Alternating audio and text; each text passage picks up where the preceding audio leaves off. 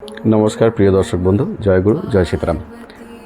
আমরা আজকে এই ভিডিওতে যেটা আলোচনা করতে চলেছি সেটা হচ্ছে আগামী নীল পূজার দিন বাবা ভোলেনাথের কৃপা সঙ্গে নিয়ে মাথায় নিয়ে কিছু জীবন থেকে এবং ব্যক্তিগত স্তরে নিজের বাড়ি থেকেও নেগেটিভ এনার্জি কীভাবে দূর করা যায় তার উপরে বিশেষ করে এই ভিডিওটি বানানো হয়েছে।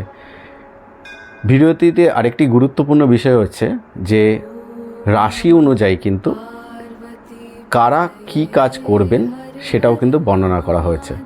সুতরাং ভিডিওটিকে স্কিপ করবেন না, শেষ অবধি দেখুন এবং আমাদের সঙ্গে থাকুন।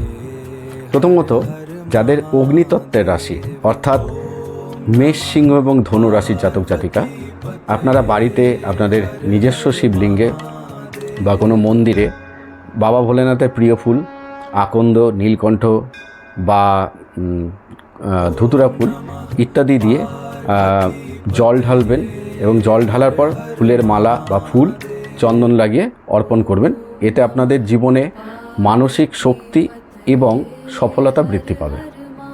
দ্বিতীয়ত হচ্ছে পৃথ্বীতত্ত্ব রাশি যাদের, যেমন বৃষ, কন্যা, মকর, আপনারা ঘিয়ের প্রদীপ বাবাকে অর্পণ করবেন।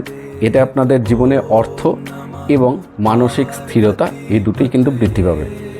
তৃতীয় হচ্ছে বায়ুতত্ত্ব অর্থাৎ মিথুন, তুলা এবং কুম্ভ রাশির জাতক জাতিকা, আপনারা মন শান্ত রাখতে এবং নিজেদের ব্যক্তিগত স্তরে সম্পর্ক মজবুত রাখতে বাবা ভোলেনাথকে ধূপ, দীপ এবং সুগন্ধি ফুল অর্থাৎ বাবার প্রিয় ফুল চন্দন মাখিয়ে আপনারা অর্পণ করবেন। এতে কিন্তু আপনাদের মন শান্ত থাকবে এবং সম্পর্কও মজবুত হবে।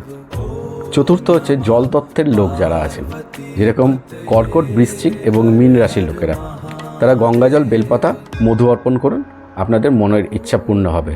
এবং আরেকটি বিশেষ গুরুত্বপূর্ণ বিষয় হচ্ছে একটি বেলপাতাতে অষ্টগন্ধ দিয়ে শ্রীরাম শব্দটা লিখে আপনারা বাবা ভোলেনাথকে সমর্পণ করুন। নিজের ব্যক্তিগত মনের ইচ্ছা জানিয়ে আপনাদের মনস্কামনা বাবা ভোলেনাথের কৃপায় পূর্ণ হবে। চ্যানেলটিকে ভালো লাগলে লাইক, শেয়ার এবং সাবস্ক্রাইব করুন এবং কমেন্ট বক্সে অবশ্যই নিজের রাশি লিখুন। নমস্কার।